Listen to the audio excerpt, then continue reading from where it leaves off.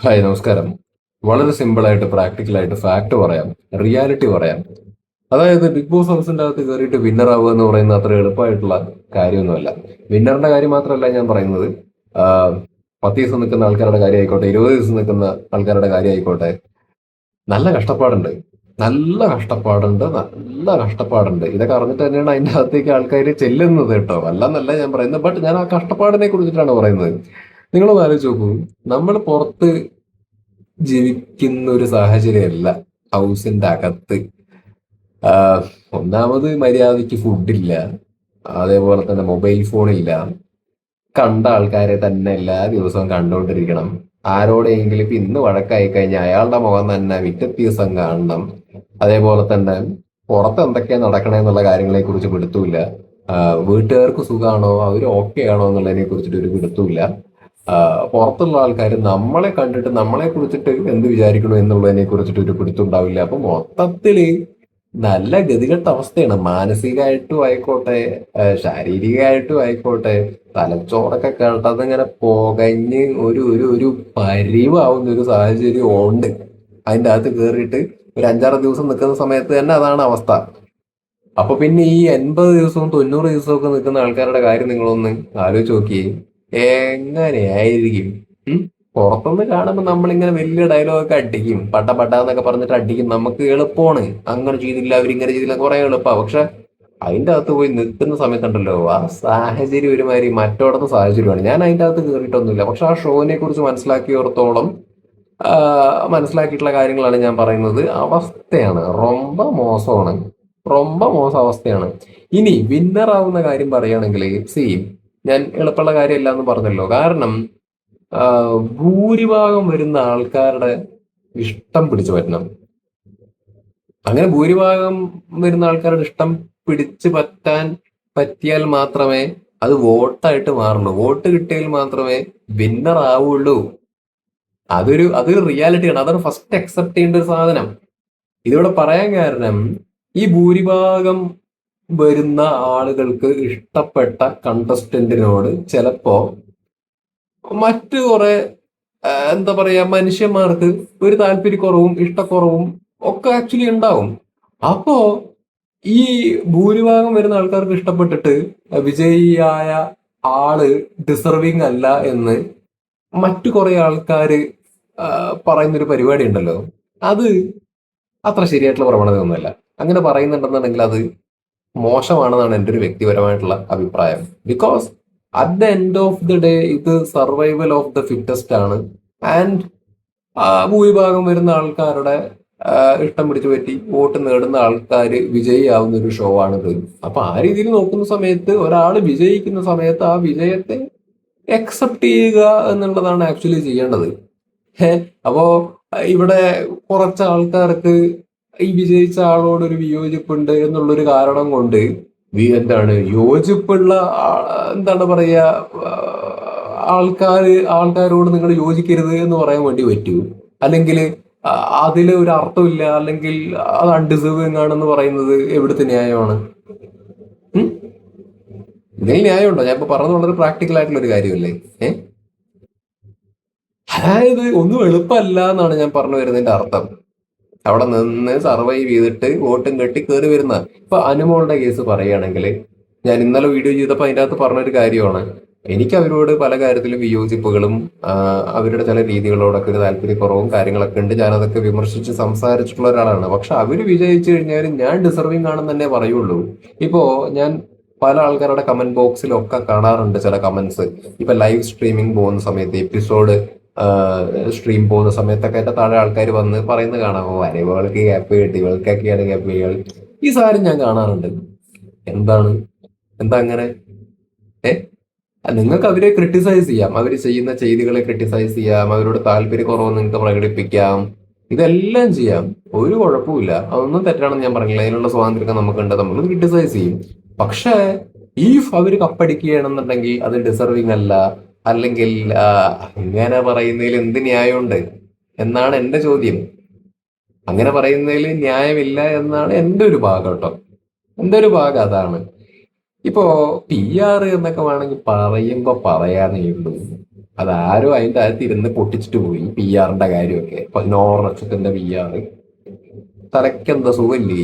16 ലക്ഷത്തിന്റെ ഞാൻ മനസ്സിലാക്കിയതോടത്തോളം അവർക്ക് എന്തൊക്കെയൊക്കെയോ ലോണിന്റെയും അല്ലെങ്കിൽ ഫൈനാൻഷ്യൽ എന്തൊക്കെയൊക്കെയോ ബുദ്ധിമുട്ടുകളും പരിപാടികളൊക്കെ എന്തോ ഉണ്ട് എന്നൊക്കെ തോന്നണം. ഇതൊക്കെ എന്താണ് ഇതിന്റെ അകത്ത് 50 ലക്ഷം, എന്താണ് 50,000, എന്താ 50 ലക്ഷം, എന്ത് ഇത് കിട്ടാൻ വേണ്ടിയിട്ട് 16 ലക്ഷത്തിന്റെ PR കൊടുത്തിട്ട് അതിന്റെ അകത്തേക്ക് ചെല്ലുക? അവിടെ തന്നെ കുറെ ലോജിക്കൽ എറേഴ്സും കാര്യങ്ങളൊക്കെ ഉണ്ട്. അപ്പൊ അവർക്ക് PR ഇല്ലെന്നൊന്നല്ല ഞാൻ പറയുന്നത്. PR ഒക്കെ ഒബ്വിയസ്ലി ഉണ്ടാവും, നല്ല രീതിയിലുള്ള PR ഉണ്ടാവും.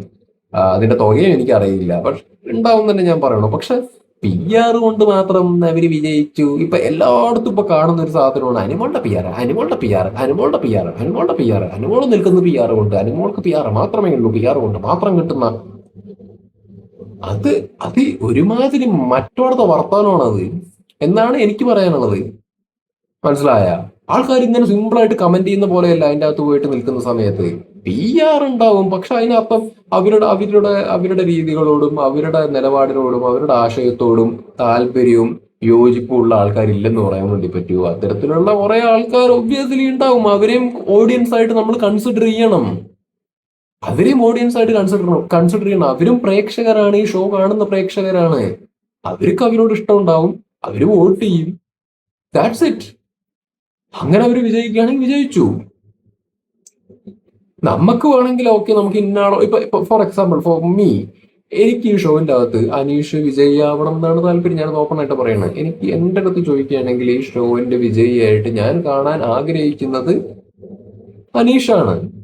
അനീഷ് ഭയങ്കര 100% പെർഫെക്റ്റ് എന്നോ അല്ലെങ്കിൽ ഭയങ്കര ഭീകര ഗെയിമർ എന്നൊന്നും ഞാൻ പറയുന്നില്ല. പക്ഷെ എന്താ പറയാ, അനീഷിനോട് ആളുകൾക്ക് ഇഷ്ടം തോന്നാനുള്ള സംഗതികൾ അനീഷിന്റെ കയ്യിൽ ആക്ച്വലി ഉണ്ട്. അപ്പൊ എനിക്ക് പുള്ളിനെ ഒരു നല്ലൊരു ആളായിട്ടാണ് എനിക്ക് തോന്നുന്നത്. അപ്പോ അയാൾ വിജയിച്ചാൽ എനിക്ക് സന്തോഷം, അയാൾ വിജയിക്കണം എന്നാണ് ഞാൻ ആഗ്രഹിക്കുന്നത്. അപ്പോ എന്ന് കരുതി അയാൾ വിജയിച്ചാൽ സന്തോഷം. ഇപ്പൊ നമുക്ക് ആര് വിജയിക്കുമെന്നും പറയാൻ വേണ്ടി പറ്റില്ല. അയാൾ വിജയിച്ചാൽ എനിക്ക് സന്തോഷം. പക്ഷെ അനുമോള് വിജയിക്കുകയാണെന്നുണ്ടെന്നുണ്ടെങ്കിൽ ഓക്കെയാണ്, അപ്പോഴും ഞാൻ ഹാപ്പിയാണ്. കാരണം അവര് ഡിസർവിങ് അല്ല. അനീഷായിരുന്നു, അല്ലെങ്കിൽ അക്ബറായിരുന്നു, അല്ലെങ്കിൽ മറ്റവരായിരുന്നു, ഇവരായിരുന്നു, ഞാൻ പറയൂല. കാരണം അനുമോളും അവിടെ 100 ദിവസം നിന്നതാണ്. ആൾക്കാരുടെ വോട്ട് കിട്ടിയിട്ട് നിന്ന് സർവൈവ് ചെയ്ത് വന്നു തന്നെയാണ്. അവർക്ക് അവിടെ എന്താണ് ഭയങ്കര കൺസിഡറേഷനും കുറെ ഫുഡും കാര്യങ്ങളൊക്കെ കൊടുത്ത് അതിൻ്റെ അകത്ത് നിർത്തി അതൊന്നുമല്ല. അവർക്കും അവിടെ കഷ്ടപ്പാടും കാര്യങ്ങളൊക്കെ ഉണ്ടായിട്ടുണ്ട്. പുറത്തുനിന്ന് നല്ല സപ്പോർട്ടും കിട്ടി. അവര് വിജയിച്ചാൽ വിജയിച്ചു. ഡിസർവിങ് ആണെന്ന് പറയാൻ പറ്റുള്ളൂ. കാരണം നമ്മള് ഇപ്പുറത്ത് കടന്നിട്ട് അവരോട് താല്പര്യക്കുറവും വിയോജിപ്പും ഉള്ള ആൾക്കാർ കടന്നിട്ട് അവര് അങ്ങനെ ഇങ്ങനെ PR കൊണ്ട് മാത്രം വിജയിച്ചു എന്നൊക്കെ പറയുന്നത് ആവശ്യമില്ലാത്തൊരു കരച്ചിലാണ്. അല്ലെങ്കിൽ അവരുമാതിരി എന്താ പറയാ, എക്സാമിന് പൊട്ടിക്കഴിഞ്ഞിട്ട് എന്താ പറയാ, മറ്റേ ഈ പെണ്ണിനെ കുറ്റം പറയുക അല്ലെങ്കിൽ പഠിപ്പിച്ച ടീച്ചറെ കുറ്റം പറയുക എന്ന് പറയുന്നതിന് സാമ്യമായിട്ടാണ് ഇങ്ങനെയുള്ള ഡയലോഗൊക്കെ പറയുന്നതിന് എനിക്ക് പറയാനുള്ളത്.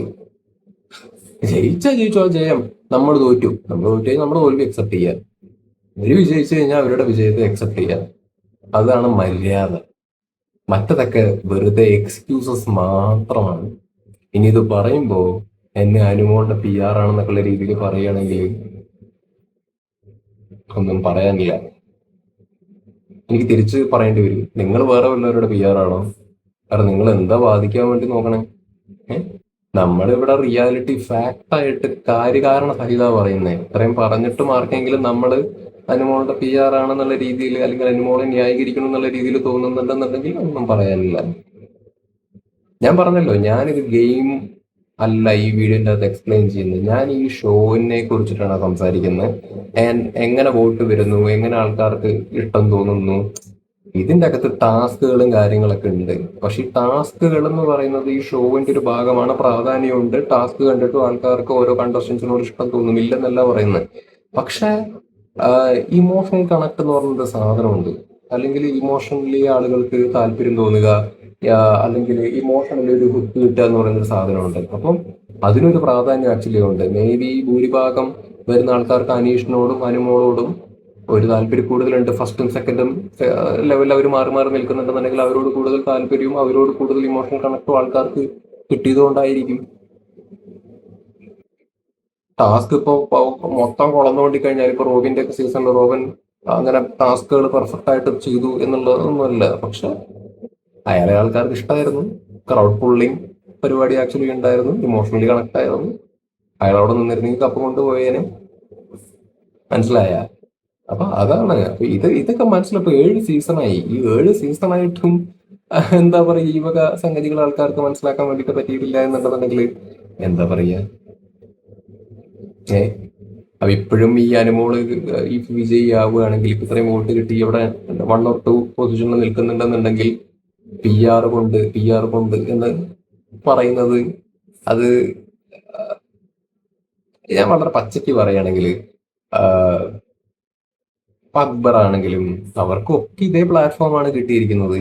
അക്ബർ, നെവിൻ, ആര്യൻ, ഇവരൊക്കെ മോശം കണ്ടസ്റ്റൻസ് എന്നല്ല പറയുന്നത്, ഇവരൊക്കെ നല്ല കണ്ടസ്റ്റൻസ് ഒക്കെ തന്നെയാണ്. പക്ഷേ ഇവര് പുറകിലേക്ക് പോകുന്നതിന്റെ റീസൺ എന്താന്ന് വെച്ച് കഴിഞ്ഞാൽ, അത് ബാക്കിയുള്ള ആൾക്കാരുടെ PR കാരണം എന്നൊരു എക്സ്ക്യൂസ് പറയുന്നതിന് മുമ്പ് അവർക്ക് ക്രൗഡ് പുള്ളിംഗ് ഉണ്ടോ എന്നുള്ളത് കൂടി ചിന്തിച്ചു നോക്കണം. അല്ലേ? ഞാൻ തുടക്കം എന്താ പറഞ്ഞത്, വിന്നർ ആവണമെന്നുണ്ടെങ്കിൽ ഭൂരിഭാഗം വരുന്ന ആൾക്കാരുടെ സ്നേഹം പിടിച്ചു പറ്റണം എന്നാണ് ഞാൻ പറഞ്ഞത്. നമുക്ക് പലരോടും യോജിപ്പും ഒക്കെ ഉണ്ടാവും. പക്ഷെ at the end of the day ഈ ഷോവിന്റെ വിന്നർ ആവണമെങ്കിൽ ഭൂരിഭാഗം വരുന്ന ആൾക്കാരുടെ താല്പര്യം പിടിച്ചു പറ്റണം. ആ പിടിച്ചു പറ്റുന്ന കാര്യത്തിൽ പുറകിലോട്ട് ആവുന്ന സമയത്ത് ബുദ്ധിമുട്ടാണ് കയറി വരാൻ. അപ്പൊ അത്തരത്തിലുള്ള കാര്യങ്ങളാണ്. ഇപ്പൊ നെവിൻ നല്ല ഗെയിമറാണ്, ആര്യൻ അത്യാവശ്യം ഗെയിമറായിരുന്നു, അക്ബറും അത്യാവശ്യം ഗെയിമറാണ്. പക്ഷെ എന്താ കാര്യം, സത്യസന്ധമായിട്ട് നിങ്ങളുടെ അടുത്ത് ചോദിക്കുകയാണ്, ഒരു വലിയ വിഭാഗം ആൾക്കാർക്ക് ഇവരോട് ഭയങ്കരമായ അഗാധമായ ഒരു താല്പര്യമുണ്ടോ, അല്ലെങ്കിൽ ഭയങ്കരമായ ഫാൻ ബേസ് ഉണ്ടോ, അല്ലെങ്കിൽ ഭയങ്കരമായ വോട്ട് ബാങ്ക് ഉണ്ടോ? ഞാൻ അവരെ തെറ്റ് പറയുകയോ കുറ്റം പറയുകയോ ഒന്നുമല്ല. ഞാൻ പറയുന്നത് ഇതിന്റെ ഒരു പ്രാക്ടിക്കൽ സൈഡാണ്. അവർക്ക് അങ്ങനെ ഒരു വലിയ ഓഡിയൻസിനെ ക്രിയേറ്റ് ചെയ്തെടുക്കാൻ വേണ്ടിയിട്ട് പറ്റിയിട്ടുണ്ടോ? അപ്പൊ അങ്ങനെ പറ്റണ്ടേ? അങ്ങനെ പറ്റിക്കഴിഞ്ഞു കഴിഞ്ഞാലല്ലേ കയറി കയറി കയറി കയറി വരിക. ഇപ്പൊ ഈ അനിമോളുടെ കേസ് വിടുക, അവർ കയറി വന്നത് അത്യാവശ്യം ഫാൻ ബേസോട് കൂടിയിട്ടാണ്. അനീഷിന്റെ കേസ് എന്താ? അനീഷ് കയറി വന്നത് ഫാൻസിനെ കൊണ്ടാണോ? ഒരു പട്ടിക്കുഞ്ഞിന് പോലും അനീഷിന് ആരാണെന്ന് അറിയില്ല.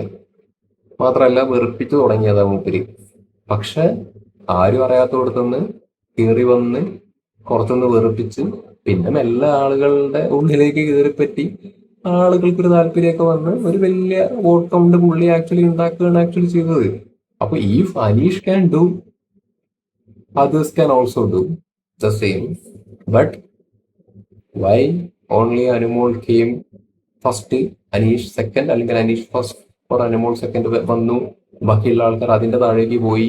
ദാറ്റ് മീൻസ് അവർക്ക് ഇവരുടെ അടുത്തെത്താൻ പറ്റിയില്ല, അല്ലെങ്കിൽ ഇവരുടെ മുകളിലേക്ക് ബാക്കിയുള്ളവർക്ക് പോകാൻ വേണ്ടി പറ്റിയില്ല എന്നുള്ളതല്ലേ അതിനെ സൂചിപ്പിക്കുന്നത്. അപ്പൊ നമ്മൾ വെറുതെ ഇവിടെ ഇരുന്നിട്ട് ഇവർക്ക് സപ്പോർട്ട്, അനീഷിനും അനുമോൾക്കും സപ്പോർട്ട് കിട്ടുന്ന കണ്ടിട്ട് വെറുതെ ഇത് എന്താണ് കമന്റ് ബോക്സിൽ വന്ന് ഇങ്ങനെ പറഞ്ഞുകൊണ്ടിരുന്നിട്ട് കാര്യമുണ്ടോ? അപ്പൊ സത്യത്തിൽ ഇവർക്കാണോ PR ഉള്ളത്, അതോ അനീഷിനും അനുമോൾക്കും എഗെയിൻസ്റ്റ് ആണോ PR ഉള്ളത്? ദാറ്റ് ഷുഡ് ബി, എന്താ പറയാ, ദാറ്റ് ഓൾസോ ഷുഡ് ബി, എന്താ പറയാ, ക്വസ്റ്റ്യൻ എന്നാണ് എനിക്ക് പറയാനുള്ളത്. അവർക്ക് PR എന്ന് പറഞ്ഞ് നിലവിളിക്കുമ്പോൾ അവർക്ക് എഗെയിൻസ്റ്റ് ആണോ PR എന്ന് വരെ ഡൗട്ട് ഉണ്ട്. ഇപ്പൊ അഖിൽമാരാരുടെ ഒരു വീഡിയോ ഞാൻ കണ്ടായിരുന്നു. എന്താണ് ആ പേരൊന്നും ഞാൻ പറയുന്നില്ല. ആ സീസണിലെ തന്നെ മറ്റൊരു കണ്ടസ്റ്റന്റ് ആരോടൊക്കെയോ പോയി പറയുന്നത്ര അവരാണ് വിജയിയാവേണ്ടത്, മാരാരല്ല എന്നൊക്കെയുള്ള രീതിയിൽ എന്തൊക്കെയോ പറഞ്ഞു നടക്കലിന്റെ ഒക്കെ ഭാഗമായിട്ട് അഖിൽമാരാര് തിരിച്ചൊരു വീഡിയോ കാര്യങ്ങളൊക്കെ ഇട്ടിട്ടൊക്കെ വന്നിട്ടുണ്ടായിരുന്നു. നല്ലൊരു വീഡിയോ ആയിരുന്നു. എനിക്ക് അതേ കാര്യം തന്നെ പറയാനുള്ളത്. അഖിൽമാരാര് ഭയങ്കര ഹേറ്റേഴ്സ് കൊണ്ട് സ്റ്റാർട്ട് ചെയ്തതാണ്. എനിക്ക് ഇപ്പോഴും ഓർമ്മയുണ്ട്. 8% 9% എന്തോ വോട്ടാണ് യൂട്യൂബ് കമ്മ്യൂണിറ്റി പോളുകളിൽ അഖിൽമാരാർക്ക് ഫസ്റ്റ് വന്ന് കിട്ടിയിട്ടുണ്ടായിരുന്നു. അയാൾ കയറിപ്പോയത് ഫുൾ ഹേറ്റോട് കൂടിയിട്ടാണ്. പക്ഷെ അയാൾ ഒരു എന്റർടൈനറാണ്, നല്ല കാഞ്ഞ ബുദ്ധിയുണ്ട്, സംസാരിക്കാനുള്ള കഴിവുണ്ട്, മൊത്തത്തിലൊരു ഫുൾ പാക്കേജ് ആയിരുന്നു പുള്ളി. അപ്പൊ ആൾക്കാർക്ക് ഇഷ്ടം തോന്നി. എന്ത് വോട്ട് കൗണ്ട് ആയിരുന്നു അവസാനം വിജയിച്ച സമയത്ത്. ഞാൻ മനസ്സിലാക്കുന്നത് അങ്ങനെയാണ്, നല്ല വോട്ട് കൗണ്ട് ഉണ്ടായിരുന്നു. സെക്കൻഡ് പൊസിഷനും ഫസ്റ്റ് പൊസിഷനും തമ്മിൽ നല്ല വ്യത്യാസം ഉണ്ടായിരുന്നു എന്നുള്ളതാണ് അതിന്റെ ഒരു റിയാലിറ്റി. നമ്മൾ ആ ഗ്രാഫ് ഒന്നും കണ്ടിട്ടില്ല, പക്ഷെ അതാണ് അവിടെ നടന്നിരിക്കുന്നത്. നല്ല വോട്ട് കൗണ്ടോട് കൂടിയിട്ടാണ് അഖിൽമാരാർ വിജയിച്ചിരിക്കുന്നത്. Because PR ഉണ്ടായിട്ടാണ്. അല്ല, ഞാൻ അഖിൽമാരാരെയാണ് സപ്പോർട്ട് ചെയ്തത്. എനിക്ക് അയാൾ കാശൊന്നും തന്നിട്ടില്ല. മാത്രമല്ല തുടക്കത്തില് 2 ആഴ്ച ഞാൻ അയാളെ ഊക്കി വിട്ടിട്ടാണ് വീഡിയോ ചെയ്യുന്നുണ്ടായിരുന്നത്. മെല്ലെ മെല്ലെ ഇഷ്ടം തോന്നി. അത് അയാളുടെ കഴിവാണ്. ക്രൗഡ് പുള്ളിങ് അയാൾക്ക് ഉണ്ടായിട്ടുണ്ട്. അപ്പൊ അത് അക്സെപ്റ്റ് ചെയ്യുക. വിജയിച്ച ആൾക്കാരെ അംഗീകരിക്കുക, അക്സെപ്റ്റ് ചെയ്യുക. പൊട്ടിയ ആൾക്കാരെ അവര് പൊട്ടി എന്നുള്ള രീതിയിൽ അങ്ങ് അംഗീകരിക്കുക എന്നുള്ളതാണ്. അവിടെ കിടന്ന് തൊലിഞ്ഞ ന്യായീകരണം കൊണ്ടൊന്നും വന്നിട്ട് യാതൊരു കാര്യമില്ല. പിന്നെ 6th സീസണിന്റെ കേസ് പറയുകയാണെങ്കിൽ ജിൻഡോണ് കപ്പടിച്ചത്. എനിക്ക് ജാസ്മിൻ കപ്പടിക്കണം എന്നായിരുന്നു ആഗ്രഹം. അറ്റ്ലീസ്റ്റ് അർജുനെങ്കിലും കപ്പടിക്കണം എന്നായിരുന്നു എന്റെ ആഗ്രഹം. അവസാനമൊക്കെ ആയപ്പോ തുടക്കം ജാസ്മിൻ കപ്പടിക്കണം എന്നായിരുന്നു. ബട്ട് അവസാനമൊക്കെ ആയപ്പോഴേ അർജുനെങ്കിലും കപ്പടിക്കണം എന്നായിരുന്നു. പക്ഷെ ജിൻഡോ കപ്പടിച്ചു. ബട്ട് എനിക്ക് അയാൾ കപ്പടിച്ചതിനോട് താല്പര്യം ആക്ച്വലി ഉണ്ടായിരുന്നില്ല. ബട്ട് അയാൾ ഡിസേർവിംഗ് ആണെന്ന് പറയാൻ ഞാൻ ആളല്ല. ബിക്കോസ് അങ്ങനെ പറഞ്ഞു കഴിഞ്ഞാൽ ഇവിടുത്തെ പ്രേക്ഷകരെ അണ്ടർ എസ്റ്റിമേറ്റ് ചെയ്ത പോലെയല്ലേ. എനിക്ക് ചെയ്യാൻ താല്പര്യമില്ല. എനിക്ക് ജാസ്മിൻ കപ്പടിക്കണം എന്ന താല്പര്യം ഉണ്ടായിരുന്നു. അവരടിച്ചില്ല, വിഷമുണ്ട്. ജിൻഡോ അടിച്ചു, ഓക്കെ, അയാൾ ഡിസേർവ് ചെയ്യുന്നു. അയാൾക്ക് ആണ് വോട്ട് കിട്ടിയത്. Accept the fact, that's it. എനിക്ക് ഈ സീസണിലും അതാ പറയാനുള്ളത്. എനിക്ക് എന്തായാലും ജിൻഡോനെക്കാട്ടിലും അനുമോളനെ ഇഷ്ടമാണ്. പക്ഷെ അവരോട് ചില കാര്യങ്ങൾ എനിക്ക് വിയോജിപ്പുണ്ട്. അവർ വിന്നറായാലും but I am happy and അവർ ഡിസേർവ് ചെയ്യുന്നു എന്ന് തന്നെ ഞാൻ പറയുള്ളൂ. അനീഷ പഠിക്കണം എന്നാണ് ഞാൻ ആഗ്രഹിക്കുന്നത്. ദിസ് ഈസ് മൈ നിലപാട് about Bigg Boss Malayalam season 7. അപ്പൊ ഞാൻ പറഞ്ഞത് കുറച്ചെങ്കിലും ആൾക്കാർക്ക് മനസ്സിലായിട്ടുണ്ടാവുമെന്ന് ഞാൻ വിശ്വസിക്കുന്നു. ഇതൊക്കെയാണ് കാര്യം. At the end of the day ആളുകൾക്ക് ഒരു കണക്ട് കിട്ടണമെന്നേ. എങ്ങനെ സ്നേഹം പിടിച്ചു പറ്റി എന്നുള്ളതൊന്നല്ല വിഷയം. സ്നേഹം പിടിച്ചു പറ്റാൻ പറ്റിയിട്ടുണ്ടോ ഭൂരിഭാഗം ആളുകളുടെ എന്നുള്ളതാണ് മെയിൻ ആയിട്ടുള്ള കാര്യം. ബാക്കി സബ് പിന്നെ ഇപ്പൊ ആര്യം പുറത്തായത് അനുമോളുടെ തലയ്ക്കായി. അല്ലെങ്കിൽ മറ്റ് ഏതൊക്കെ കണ്ടസ്റ്റൻസ് പുറത്തായിട്ടുണ്ടോ അതൊക്കെ അനുമോള് കാരണം, അനുമോളുടെ PR കാരണം എന്നൊക്കെ പറയുന്നത് എന്ത് വിടലത്തരാണ്. സംഭവം ഇൻഡിവിജ്വലായിട്ട് വോട്ട് ബാങ്ക് ഉണ്ടാക്കാൻ പറ്റണം. അത് ചെറിയ രീതിയിലൊന്നും ഉണ്ടാക്കിയിട്ട് കാര്യമില്ല. ബിക്കോസ് ഇതിന്റെ ഒരു കാര്യം ഞാൻ പറഞ്ഞുതരാം. ഈ ഹൗസിന്റെ അകത്ത് പല സ്വഭാവക്കാരായ വ്യത്യസ്ത സാഹചര്യങ്ങളിൽ നിന്ന് വരുന്ന ആൾക്കാരാണ് ഉള്ളത്. ആൻഡ് ഈ ഷോ കാണുന്നത് 10-15 പേരൊന്നുമല്ല, ലക്ഷക്കണക്കിന് ആൾക്കാരാണ് ഈ ഷോ കാണുന്നത്. അപ്പൊ ഈ ലക്ഷക്കണക്കിന് ആൾക്കാരിൽ പല രീതിയിൽ ചിന്തിക്കുകയും പല രീതിയിൽ ഈ ഷോനെ അപ്രോച്ച് ചെയ്യുകയും പല രീതിയിൽ കാഴ്ചപ്പാടുകളുള്ള ആൾക്കാരൊക്കെ ഉണ്ട്. അപ്പൊ അതിനനുസരിച്ചിട്ടാണ് പലരോടും ആൾക്കാർക്ക് ഒരു താല്പര്യം വരിക. അപ്പോ നമുക്ക് ചിലരോട് യോജിപ്പില്ലെന്ന് പറഞ്ഞിട്ട് എല്ലാവർക്കും യോജിപ്പില്ലെന്ന് കരുതരുത്. അല്ലെങ്കിൽ നമുക്ക് ഒരാളോട് യോജിപ്പുണ്ടെന്ന് കരുതിയിട്ട് എല്ലാവർക്കും യോജിപ്പുണ്ടെന്ന് കരുതരുത്. അപ്പോ ഒരാളോട് ഒരു ഭാഗം എന്തായാലും പൊങ്ങി നിൽക്കും. ആ പൊങ്ങി നിൽക്കുന്ന ഭാഗത്തിൽ കപ്പ് കിട്ടും. അത്രേ ഉള്ളൂ. This is A reality, this is A fact. Understand that. കാരണം നമ്മൾ ഇവരെ വെറുതെ കുണമോളെന്നോ അല്ലെങ്കിൽ ക്രൈമോളെന്നോ ഇരട്ടപ്പേരിട്ട് വിളിക്കണേലൊന്നും എനിക്ക് പേഴ്സണലി ഇഷ്ടമല്ലാത്ത കാര്യമാണ്. ഞാൻ സീസൺ 2 പണ്ട് വീഡിയോ ഒക്കെ ചെയ്ത സമയത്ത് ആ സമയത്ത് ഞാൻ ഭയങ്കരമായിട്ട് റോസ്റ്റ് ചെയ്തിട്ടുണ്ട്. ഭയങ്കരമായിട്ട് ഞാൻ തുറന്നു പറയാം, ഡീഗ്രേഡിംഗ് ലെവലിൽ തന്നെ സംസാരിച്ചിട്ടുള്ള ഒരാളാണ്. അന്നത്തെ കാലത്ത് നല്ല വിളിച്ചുകൊണ്ടായിരുന്നു. പക്ഷെ അന്ന് പറ്റിയ തെറ്റ് ഞാൻ പിന്നെ ആവർത്തിച്ചിട്ടില്ല. കാരണം ശരിയല്ല. നമ്മൾ അഭിപ്രായം പറഞ്ഞാൽ മതി. വിലയിരുത്തൽ നടത്തിയാൽ നമുക്ക് തോന്നുന്ന കാര്യങ്ങൾ അത് എത്രത്തോളം വളരെ എന്താ പറയാ സ്മൂത്ത് ആയിട്ട് പറയാൻ പറ്റൂ അത്രത്തോളം പറയുന്നതാണ് അതിന്റെ ഒരു ഭംഗിയെന്ന് ഞാൻ വിശ്വസിക്കുന്നു. ഞാൻ കുറച്ച് പോസിറ്റീവ് മൂഡിൽ കഴിഞ്ഞ കുറച്ച് നാളായിട്ട് ഞാൻ അങ്ങനെ പോണേ. അതാ സുഖം. ഡിപ്ലോമാറ്റിക് ആവുന്നതല്ല, എന്തോ അങ്ങനെ ചിന്തിക്കാൻ ഇഷ്ടം. അതിലൊരു സുഖമുണ്ട്, അതിലൊരു ആനന്ദം ഞാൻ കണ്ടെത്തുന്നു. നമ്മൾ ഒരാളോട് അമിതമായ വെറുപ്പും വെക്കേണ്ട, അമിതമായ സ്നേഹവും വെക്കേണ്ട. ഇത് രണ്ടും വെച്ച അബദ്ധ. കാരണം ഇപ്പൊ ഒരു ഉദാഹരണം പറയുകയാണെങ്കിൽ അനീഷിനെ എനിക്ക് പേഴ്സണൽ ഫേവറേറ്റ് ആണെന്ന് പറഞ്ഞിട്ട് ഞാൻ അയാളെ ന്യായീകരിക്കാവുന്നില്ല. ക്രിട്ടിസൈസ് ചെയ്യാൻ തോന്നുകയും ചെയ്തിട്ടുമുണ്ട്. അനുമോളോട് വെറുപ്പില്ല, വിമർശിച്ചിട്ടുമുണ്ട്. സപ്പോർട്ട് ചെയ്യാൻ തോന്നി സപ്പോർട്ട് ചെയ്യും.